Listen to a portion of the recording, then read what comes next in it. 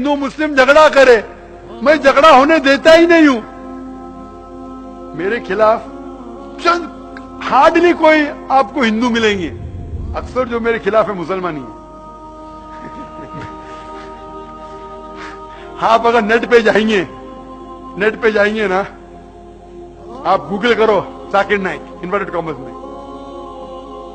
62 लाख से ज्यादा वेबसाइट है। 62, कोई भी मुसलमान मुकर्रर की दुनिया में 62 लाख वेबसाइट पे है ही नहीं। नंबर 2 पे आते दीदा, जिससे मैं मुतासिर हुआ, उसके है 14 लाख, मेरे 62 लाख है। कितने?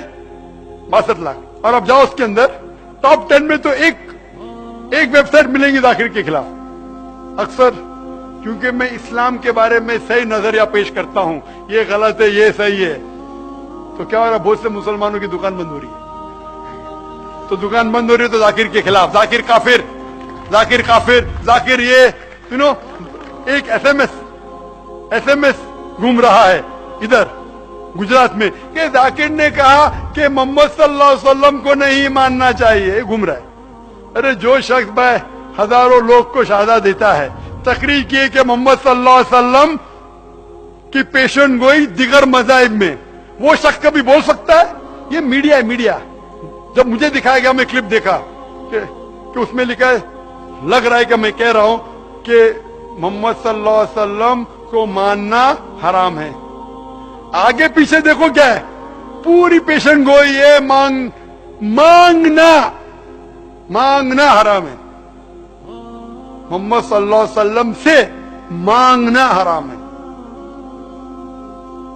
अभी हो सकता है 2 चीज, क्योंकि इसकी रिकॉर्डिंग पीस टीवी ने नहीं की थी।